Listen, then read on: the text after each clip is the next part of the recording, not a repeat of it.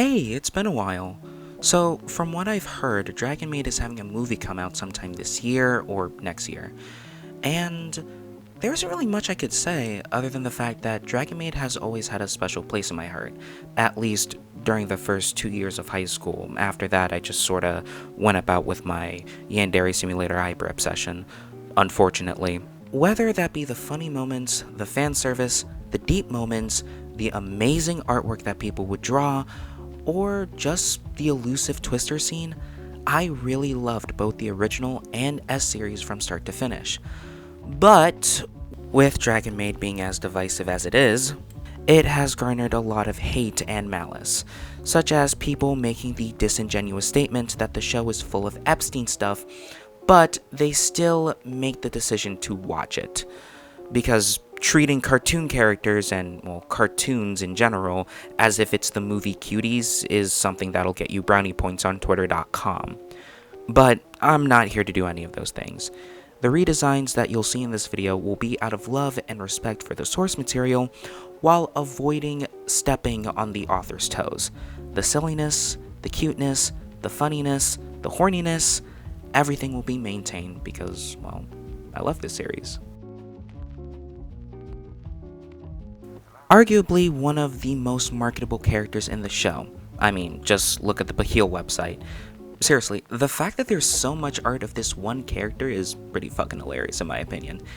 It's kinda like Panty and Stocking, where the cute gothic Lolita gets most of the artwork, instead of the blonde hypersexual character to whom you'd think would get most of that artwork. Anyways, people love her.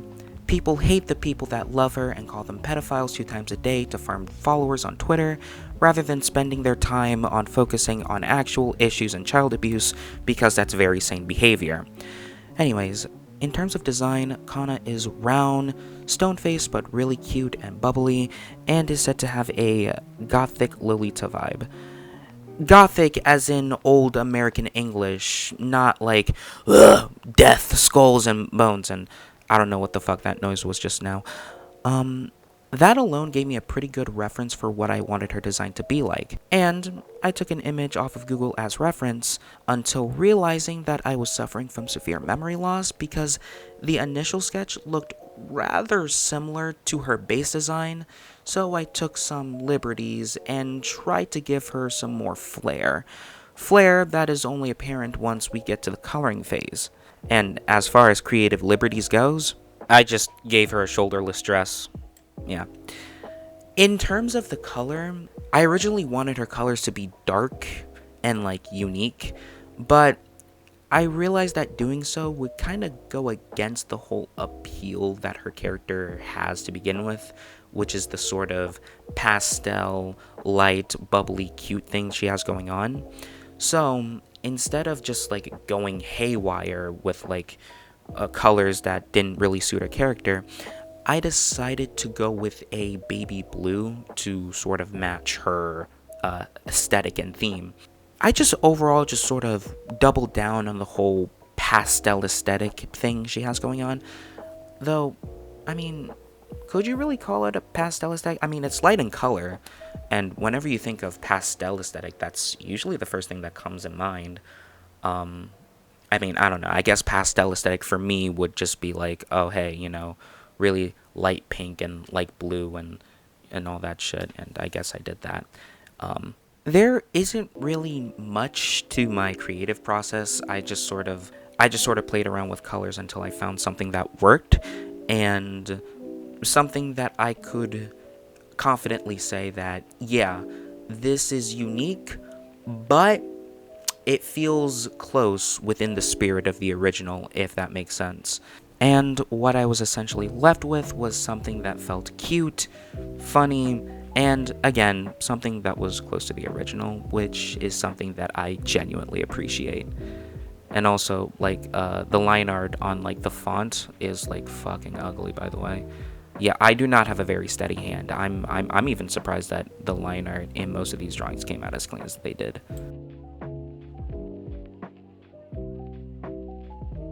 Alright, now we're on to Lucoa, which is actually the first one I worked on. I actually did the line art recording first, but I really hated how that one turned out, so I had to redo it again. And I really did not like the colors that I was going for originally. It felt really just like bland and uninteresting. But in terms of base design, I sort of just made it looter. I gave her a crop top that like hangs really low down. It's just really just fucking absurd. As well as just incorporating her dragon tail, because I think that Lucoa has one of the prettiest dragon designs in all of the series. I originally thought that they got it wrong in the first intro, but now that I'm looking at it, it just looks like it's just in shadow.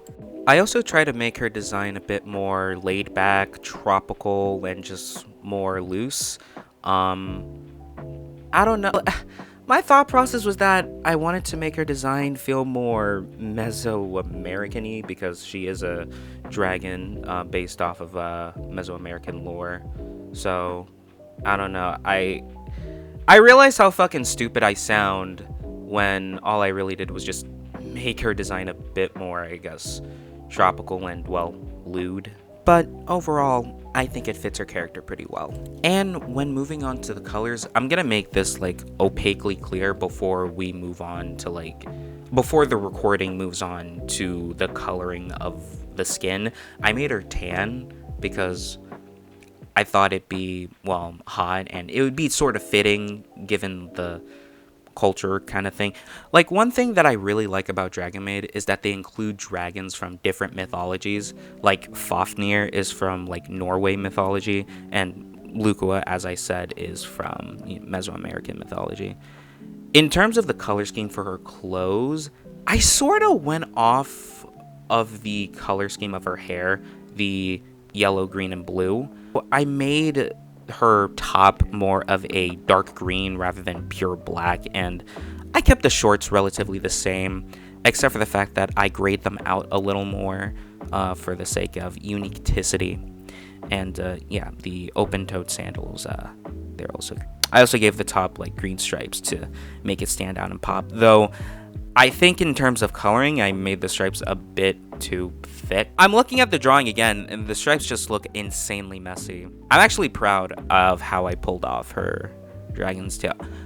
And yeah, I actually wish I put a bit more texture in it now that I'm really looking at it. I'm looking at the image as I'm recording it. I also gave her a little flower, like on her head and at the tail end of her braid that I gave her. Mostly just to incorporate the pink. Like, while I was coloring this, I thought that the pink from her hat and shoes from her initial design just wouldn't... I couldn't really think of a way to fit it in to what I was drawing here, but I just decided to, make it simplistic and, just put a little hibiscus flower.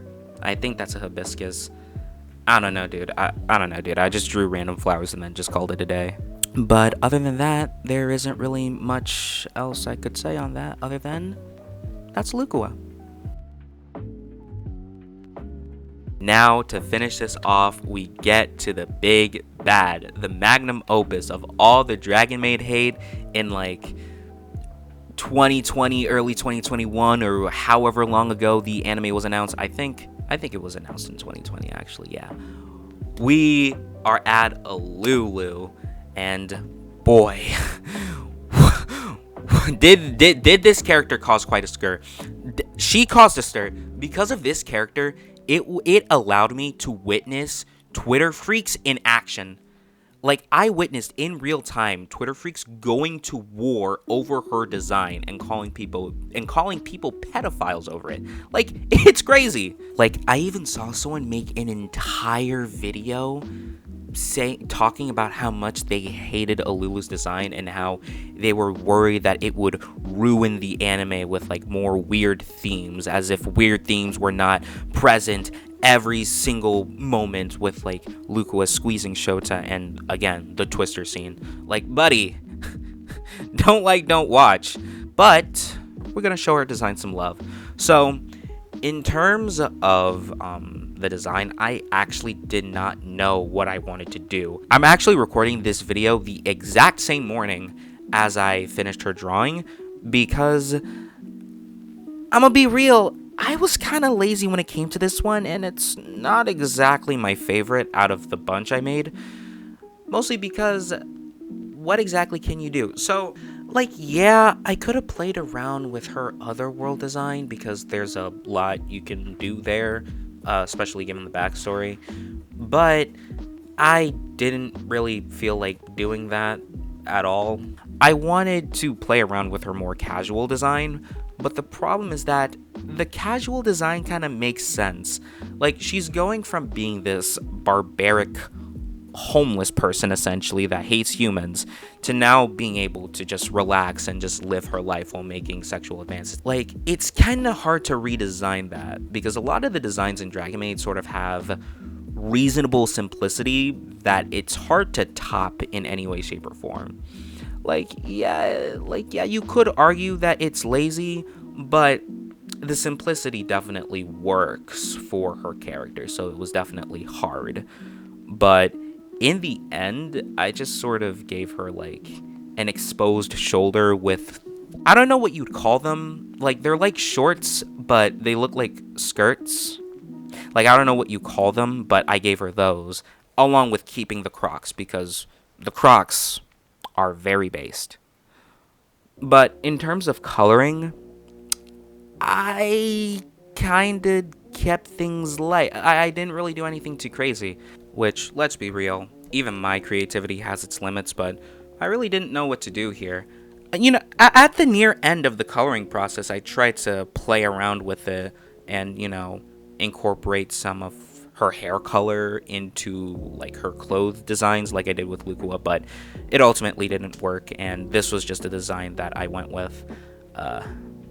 Yeah, I copped out on this one, and I'm gonna be real. I feel like I felt like I could have done I felt like I could have done this a lot better than I felt like I could have done this a lot better, really. And there you have it. That's it. That's the video. And that's the redesigns of every single, well, not every single. I would have done Toru and Elma, but I really didn't feel like drawing all that shit, and I already drew a lot of shit over these past 3 days, and I'm getting tired at sitting at my desk all day, and I just want this video to be done. But overall, I'm really glad that I was able to redesign these characters, but not do so in a way where I'm just being a jerk and just complaining about things that I don't like. And sometimes that's just sort of what you gotta do. You know, I definitely have had the habit of just feeding into just like toxic behavior and just like engaging with things that I don't like, but it ultimately does you like no good, and you should ultimately just focus on drawing stuff and watching things that you actually like. And yeah, but yeah, that's the video, and I've been Rin Mei, and I hope you have a happy day. Oh, happy day. Bye.